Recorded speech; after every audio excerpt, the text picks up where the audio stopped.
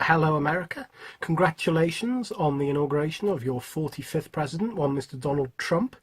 To celebrate this historic occasion, I thought I'd regale you with a poem from one of your most famous and celebrated poets, Mr. Walt Whitman, a poet who was incredibly ahead of his time. This is from his collection called Leaves of Grass, which he worked on all his life, and it's a very famous poem called Song of Myself. I celebrate myself and sing myself, and what I assume you shall assume, for every atom belonging to me as good belongs to you. I loaf and invite my soul, I lean and loaf at my ease, observing a spear of summer grass. My tongue, every atom of my blood, formed from this soil, this air, born here of parents born here, from parents the same, and their parents the same. I, now in 37 years old, in perfect health begin, hoping to cease not till death. We interrupt our scheduled Walt Whitman to bring you a breaking news flash. In Yellowstone Park today, the unusual yellow colour of Old Faithful's eruptions was initially put down to high sulphur content. Only after a peculiar smell was detected did a simple dipstick test prove that the geyser is in fact human urine. Fans of presidential democracy are even now queuing with their mattresses for a symbolic saturation of their bedding to show their contempt for the mainstream media. We now return you to our scheduled poetry broadcast. The smoke of my own breath, echoes, ripples, buzzed whispers, love root, silk thread, crotch and vine, my respiration and inspiration, the beating of my heart, the passing of blood and air through my lungs, the sniff of green leaves and dry leaves, and of the shore, and dark-coloured sea rocks, and of hay in the barn. The sound of the belched words of my voice loosed to the eddies of the wind. We interrupt this programme again to bring you further breaking news. The Grand Canyon has disappeared. Arriving on the scene this morning, Colorado residents were surprised to find that the whole canyon had simply sealed up, leaving only a thin seam of white quartz crystal that, seen from the right angle, looked surprisingly like scar tissue. Meanwhile, a sign has appeared at the state border advising tourists seeking to catch sight of America's largest symbolic vagina to check the Oval Office. Have you reckoned 1,000 acres much? Have you reckoned the earth much? Have you practiced so long to learn to read? Have you felt so proud to get the meaning of poems? Stop this day and night with me, and you shall possess the origin of all poems. You shall possess the good of the earth and sun. There are millions of suns left. You shall no longer take things at second or third hand, nor look through the eyes of the dead, nor feed on the spectres in books. You shall not look through my eyes either, nor take things from me. You shall listen to all sides and filter them from yourself. In extraordinary breaking news, in Washington, D.C., the Lincoln Memorial has stood up out of its chair and fucked off. The enormous stone former president and proponent of emancipation was last seen heading for the Canadian border, muttering what appeared to be curse words into its marble beard. Press close, magnetic nourishing night. Night of south winds, night of the large few stars. Still nodding night, mad, naked summer night. Smile, O voluptuous cool-breathed earth, earth of the slumbering and liquid trees, earth of departed sunset, earth of the mountains misty-topped, earth of the vitreous pour of the full moon just tinged with blue, earth of shine and dark mottling the tide of the river, earth of the limpid grey of clouds brighter and clearer for my sake. Far swooping elbowed earth, rich apple-blossomed earth, smile, for your lover comes.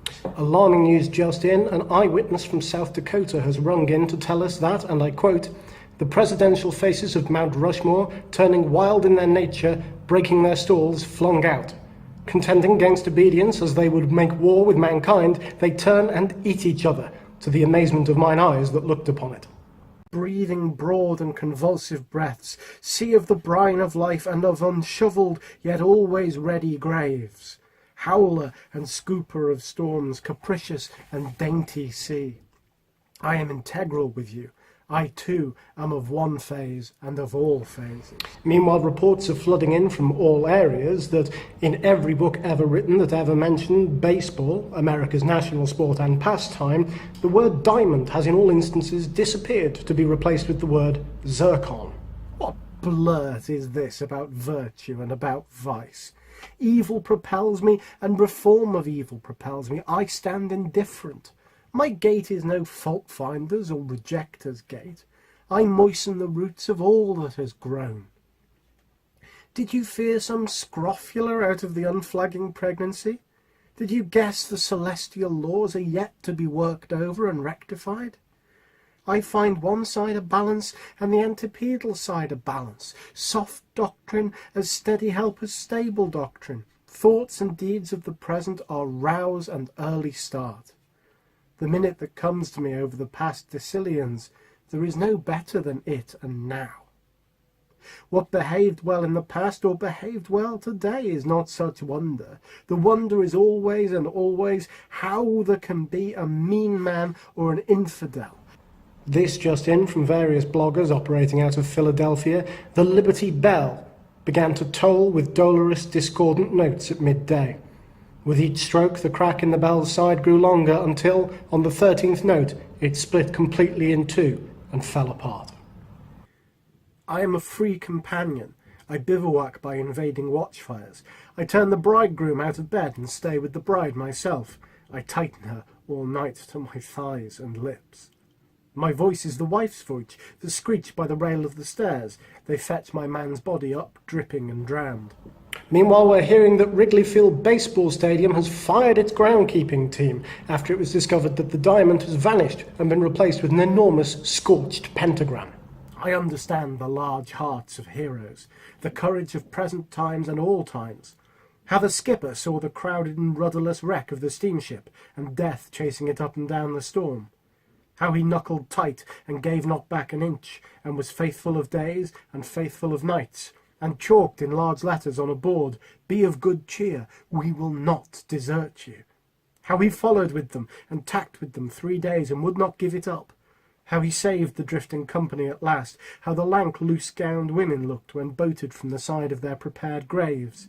More shocking news just in from South Dakota. The last surviving face of Mount Rushmore, which to everyone's surprise was that of Thomas Jefferson, has supplanted itself in the ground, where it lies intoning the amendments to the Constitution in chronological order in a deep and unmellifluous voice. For reasons yet unknown, it stops after the 21st Amendment, lying in total silence for 6.3 minutes until commencing again with the right to free speech. I am the man. I suffered. I was there. The disdain and calmness of martyrs, the mother of old condemned for a witch, burnt with dry wood, her children gazing on. The hounded slave that flags in the race, leans by the fence blowing, covered with sweat, the twinges that sting like needles his legs and neck, the murderous buckshot and the bullets. All these I feel or am.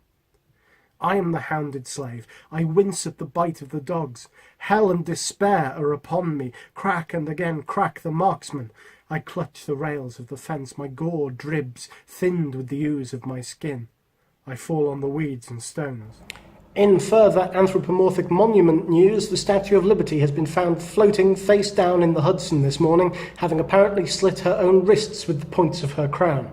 Her torch floated alongside her, soaked and extinguished. The ink in her book was blurred into illegibility.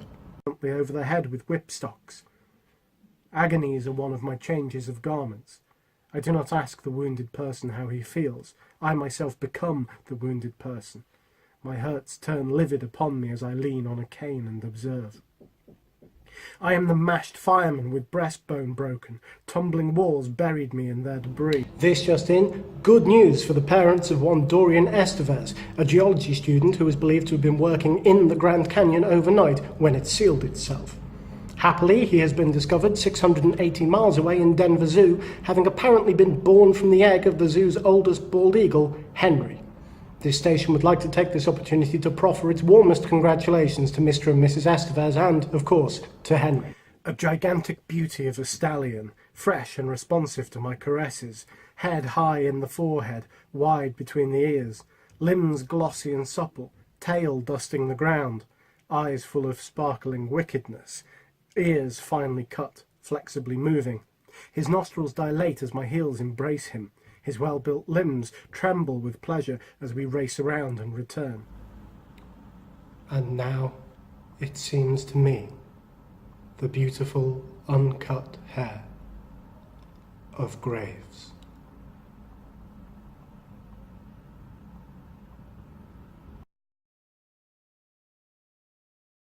Further investigations into the urine being geezered out of Old Faithful, after some attendees complained about the mysterious micturition's somewhat sweet taste, have revealed that Yellowstone Park may be diabetic.